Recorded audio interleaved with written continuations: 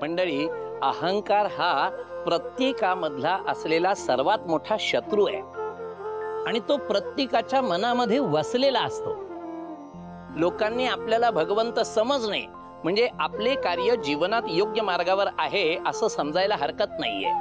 पण जर आपण स्वतःला भगवंत मानत असू म्हणजेच याचाच अर्थ असा की आपला अहंकार आपल्यावर कुरघोडी करतोय हे समजून घ्यायला हरकत नाही.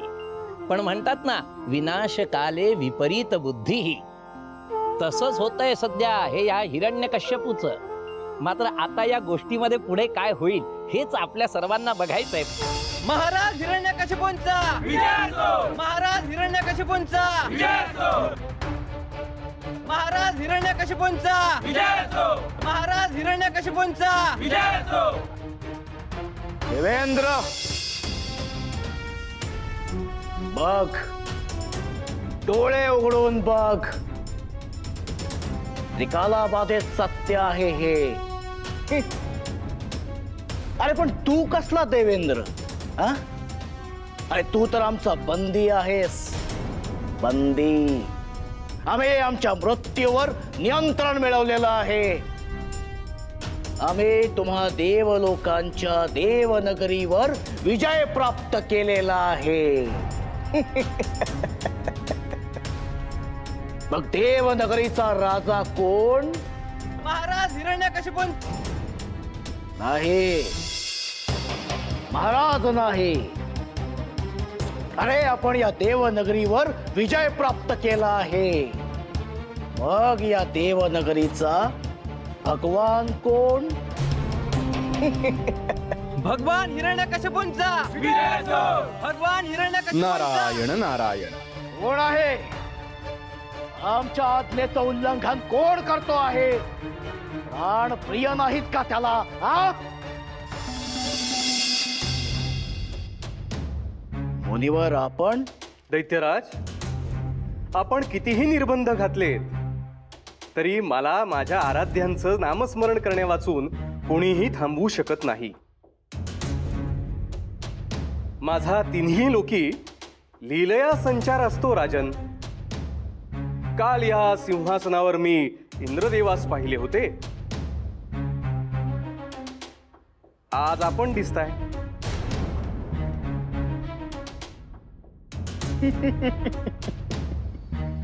आज, आत्ता आणि या पुढेही हा जन्म या सिंहासनावर आम्हीच विराजमान असू.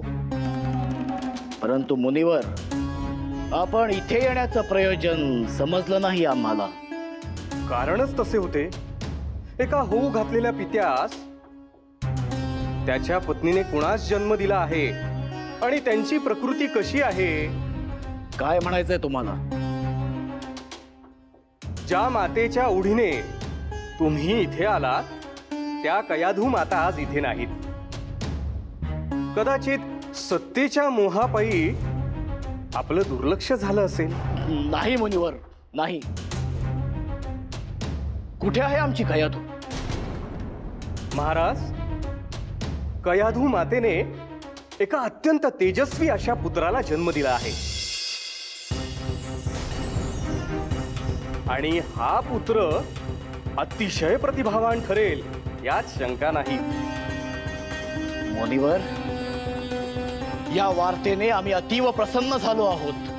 नारायण नारायण. महाराज, पुत्राचा पायगुण तो काय म्हणावा. त्याच्या आगमनाची नुसती वार्ता ऐकताच आपण सिंहासनावरून उतरते झालात. मुनिवर, आम्ही अधीर झालो आहोत. आम्हाला तिला आणि आमच्या पुत्राला भेटायचे आहे. शांत व्हा, शांत व्हा महाराज, शांत व्हा. माता कयाधू आणि तुमचा पुत्र सुरक्षित आहे. सर्व काही क्षेमकल्याण आहे. राज्यातील अघटित घटनांचा त्यांच्यावर दुष्परिणाम होऊ नये म्हणून मीच त्यांना नेलं होतं. मुनिवर, आपले थोर उपकार झाले. परंतु चला, आपण सत्वर जाऊया, त्यांना भेटूया. चला मुनिवर, चला. नारायण नारायण. मुनिवर, महाराणी कयाधू आमची धर्मपत्नी असून देखील तिच्या या अवस्थेत आम्ही तिच्या सोबत राहू शकलो नव्हतो. पण तुम्ही मात्र तिच्या पाठीशी खंबीरपणे उभे राहिलात. तुमचे हे उपकार आम्ही कसे फेडू? अहो, उपकार कसले महाराज, ही तर आमची जबाबदारी होती. चलूया. या. या.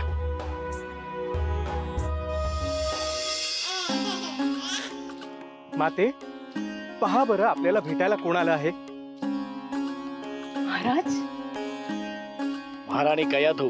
वंदन.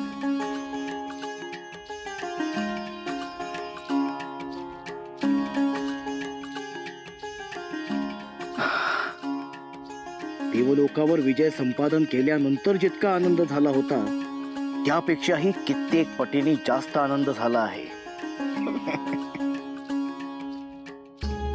आपला अंश या सृष्टीत जन्माला यावा याहून दुसरं सुख ते काय. महाराज, माझ्या माहितीनुसार हा आपला द्वितीय पुत्र होय ना? होय मुनिवर, अल्हाद हा आमचा ज्येष्ठ पुत्र. दैत्यकुलाच्या उद्धारासाठी आम्ही त्याला आमच्या भगिनीकडे म्हणजेच होलिकेकडे सुपूर्त केला. महाराणी कयाधूचा हा माता म्हणून सर्वात मोठा त्याग.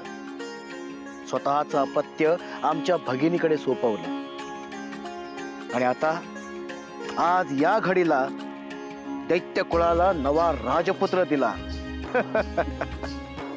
महाराज, अर्धांगिनी म्हणून हे माझं कर्तव्यच आहे. परंतु माझं एक मागणं आहे महाराज. बोला महाराणी, आज तुमच्या मनात जे असेल ते मागा. आपल्या पहिल्या पुत्राचं नाव आल्हाद आहे, त्यामुळे याचं नाव प्रल्हाद ठेवावं अशी माझी मनोमन इच्छा आहे. प्रल्हाद, किती समर्पक असं नाव आहे. अतिसुंदर. हो, आम्हालाही खूप आवडलं हे नाव. आम्ही आज खूप प्रसन्न आहोत. तुमच्या मनात जी इच्छा असेल ती मागा तुम्ही. मला काहीही नको महाराज, या मातृत्वानेच मी सुखावले आहे. फक्त या प्रल्हादापासून या मातेला दूर करू नये एवढी एकच या भगवंताकडे प्रार्थना आहे. प्रार्थना? आणि ते भगवंताकडे? कोण भगवंत? तो तर तुमच्या शेजारीच उभा आहे. आम्ही आहोत साक्षात भगवान हिरण्यकश्यपू. नारायण नारायण.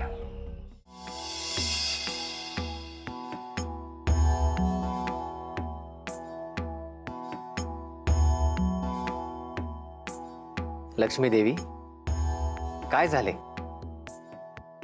आपण इतक्या व्यथित का आहात? नाथ, माझं ही चिंता सतावते आहे की तुम्ही इतके स्वस्त कसे आहात. त्या पृथ्वी तलावर कयाधूच्या पुत्रासोबत काय होऊ शकते याची कल्पना का नाही आहे तुम्हाला? देवी, ज्या पुत्राच्या नशिबी आपल्या हातून जन्म घेण्याचं पुण्य असेल त्याचे भविष्य उज्ज्वलच असेल यात शंकाच नाही. परंतु वस्तुस्थिती काहीतरी विपरीत आहे नाथ. त्याचे पिता हिरण्यकश्यपू, ज्यांनी आपले नाव घेणाऱ्या प्रत्येकास मृत्यूदंड देण्याची शिक्षा ठरवली आहे, आणि त्याचा पुत्र प्रल्हाद गर्भाशयात असल्यापासूनच आपल्या नामाचा जप सुरू केला आहे. त्या दैत्याचा असलेला आपल्याबद्दल क्रोध त्याच्या पित्यावर देखील मात करेल. आणि त्या प्रल्हादचं काहीतरी बरं वाईट होऊन बसेल अशी भीती वाटत आहे मला. देवी लक्ष्मी, शांत व्हा. प्राक्तनापुढे सर्व जीव सारखेच. जर त्याचे प्राक्तन असे सांगत असेल की तो आमचा परमभक्त होईल तर तसेच होईल. परंतु त्यासाठी त्याला अतिशय कठोर अशा परीक्षेस सामोरं जावं लागेल. स्वामी, अहो तो किती लहान जीव आहे आणि त्याची परीक्षा. नाही देवी, बेफाम वादळातून जो नौका सुखरूप वल्लवतो तोच खरा नावाडी. त्याच्या शिरपेचात मानाचा तुरा रोवला जातो. आणि आमचा परमभक्त जर का व्हायचे असेल तर प्रल्हादास परीक्षा द्यावीच लागेल.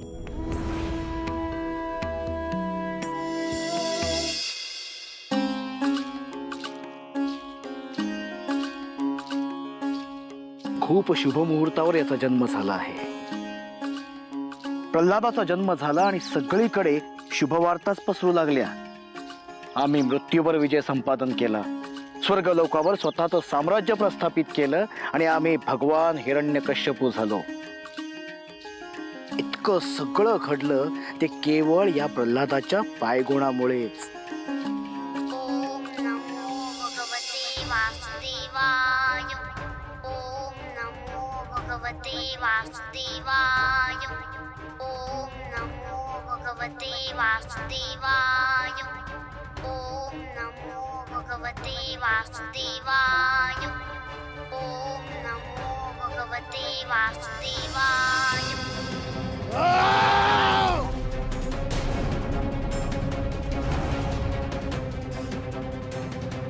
माते,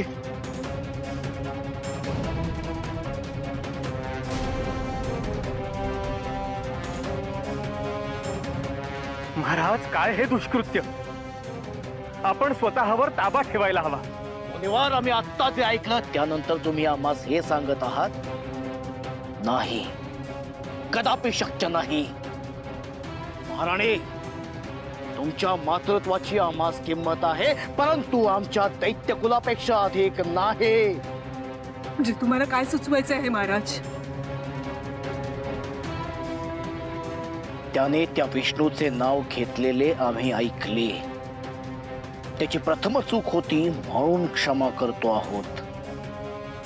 पुन्हा भविष्यात असे घडले तर त्या चुकीला क्षमा केली जाणार नाही. जितक्या त्वरेने शक्य होईल तितक्या त्वरेने त्याच्या स्मृतीतून त्या विष्णूचे नाव पुसून टाका. पुन्हा असे घडले तर त्याचे परिणाम खूप वेगळे होतील. त्याच्या स्मृतीमध्ये भगवान एकच असले पाहिजेत, भगवान हिरण्यकश्यपू, बाकी कोणीही नाही. अन्यथा त्याचे नाव या सृष्टीमधून पुसून टाकले जाईल. लक्षात ठेवा.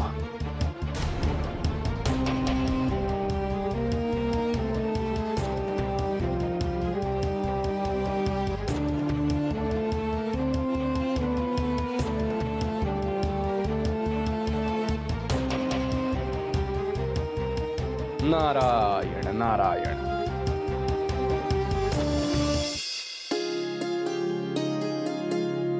प्रल्हाद, फळं आणले तुझ्यासाठी.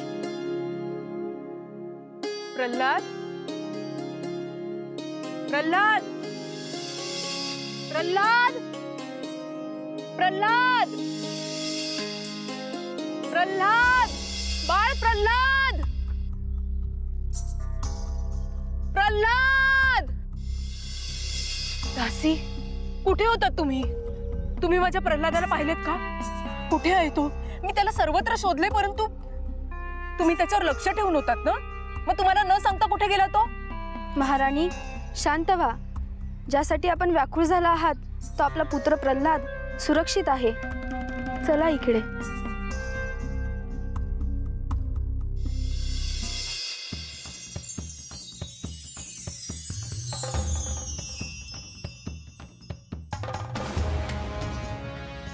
ते पहा.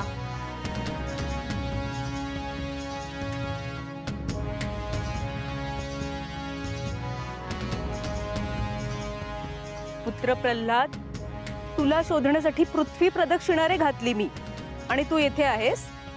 चल, तुझ्यासाठी फळे आणली. अगं बाई, काय झालं महाराणी? याचे शरीर इतके तप्त जणू विस्तवा स्पर्श व्हावा. प्रल्हादा, काय झाले रे तुला? नारायण नारायण. प्रणाम मुनिवर. मुनिवर, माते, अशा अविचल होऊ नका. तुम्हाला आपल्या पुत्राचा अभिमान वाटायला हवा. हा साधा उष्मा नव्हे, ही योगविद्येची ऊर्जा आहे. इतक्या कमी वयात माझ्याकडून शिकलेल्या योगविद्येचा त्यानं अत्यंत बारकाईनं अभ्यास केलेला आहे. हे त्याच्या ज्ञानाचं तेज आहे. नारायण नारायण. ओम नमो भगवते वासुदेवाय. प्रणाम मुनिवर, प्रणाम माते. नारायण नारायण. शुभम भवतु, यशस्वी भव. प्रल्हादा, इतक्या छोट्या वयात इतक्या कमी वेळात तू अग्निग्रहण विद्येवर जे प्रावीण्य मिळवलेलं आहेस त्याचं कौतुक करावं तितकं थोडं आहे. होय पुत्र, तुझा आम्हाला अभिमान आहेच. परंतु तुला किती वेळा बजावले आहे की श्री विष्णूंचे नामस्मरण करायचं नाही म्हणून. तुझे पिता असुरराज हिरण्यकश्यपू यांना ते आवडत नाही. त्याने त्या विष्णूचे नाव घेतलेले आम्ही ऐकले. त्याची प्रथम चूक होती म्हणून क्षमा करतो आहोत. पुन्हा भविष्यात असे घडले तर त्या चुकीला क्षमा केली जाणार नाही. माते माते माते कुठे गुंगे झाली माते? सर्व माता आपल्या पुत्रास सांगतात की देवाचे नाव घ्यावे, पण तू तर त्यांच्या विपरीत सांगत आहेस, असे का? प्रल्हादा, तुझ्या मातेच्या शिकवणुकीचा तू चुकीचा अर्थ काढू नकोस. तुला ज्ञात नाही, पण तुझ्या पिताश्रींनी असुरराज हिरण्यकश्यपूंनी विष्णू भगवंतांचं नाव घ्यायला पूर्णपणे नकार दिलाय. उलट तसे करणाऱ्यास मृत्यूदंडाची शिक्षा देखील ठोठवली आहे. तुझ्या काळजीपोटीच तुझी माता तुला असं सांगते. काळजी? तरी का आपल्या पिताश्री पासून? ते कशाला बरे? आणि ज्या गोष्टीची उत्तर आपल्या हाती नाही ते देवावर सोडावे. तो निश्चित आपली मदत करतो, हो ना मुनीवर? नारायण नारायण. महाराणी कयाधू, प्रणाम. आम्हास दैत्यराज हिरण्यकश्यपू यांनी पाठवले आहे. बोला, काय आदेश आहे महाराजांचा? भगवान हिरण्यकश्यपू यांनी आपणास व पुत्र प्रल्हाद यांना राजमहाली येण्याची आज्ञा केली आहे व त्याकरिता आम्हास या ठिकाणी पाचारण केलं आहे.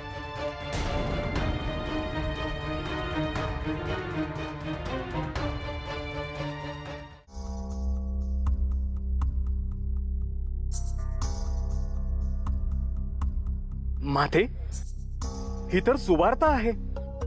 अखेर पिताश्रींना पुत्राची आठवण झाली तर. नारायण नारायण. मुनीवर, मला मात्र ही संकटाची चाहूल वाटते आहे. महाराजांना विष्णू नामस्मरणाचा तिटकारा आहे आणि इकडे प्रल्हादाने मात्र स्वतःच श्री विष्णूस जणू काही वाहून घेतले आहे. असे असताना तो महाराजांच्या सान्निध्यात असेल तर तो त्याच्या जीवास धोका ठरू नये. माते, एक माता म्हणून आपला प्रल्हादावर जितका अधिकार आहे, जितकं प्रेम आहे, तितकाच अधिकार आणि प्रेम महाराज हिरण्यकश्यपूंचं आपल्या पुत्रावर आहे. ते आपण नाकारू शकत नाही. तेव्हा अकारण चिंता करण्याऐवजी भगवंतावर विश्वास ठेवा आणि त्याचं नामस्मरण करा. हो माते, आपली भक्ती मनोभावी केली असेल तर भगवान श्री विष्णू योग्य वेळी चमत्कार देखील घडवतील. मला पिताश्रींना भेटायचं आहे. एक पुत्र म्हणून कर्तव्य निभवायचे आहे. मुनीवर, माझे मन काही तिकडे रमायचे नाही. इकडे माहेरी लाभणारा मायेचा सहवास आणि आपुलकी सोडून सासरी जाणे जीवावर येते आहे. माते, माझ्या पर्णकुटीची तुलना आपण राजमहालाशी करू नये. नाही मुनीवर, जन्मोजन्मीचे उपकार आहेत तुमचे माझ्यावर. तुम्ही माझ्या पुत्रावर केलेले संस्कार ते केवळ अमूल्य आहेत. प्रल्हादा, चला आपण मुनींचे आशीर्वाद घ्यायला हवेत. शुभम भवतु. कसलीही चिंता न करता पुढे चालत राहा. भगवंतावर विश्वास ठेवा. नारायण नारायण.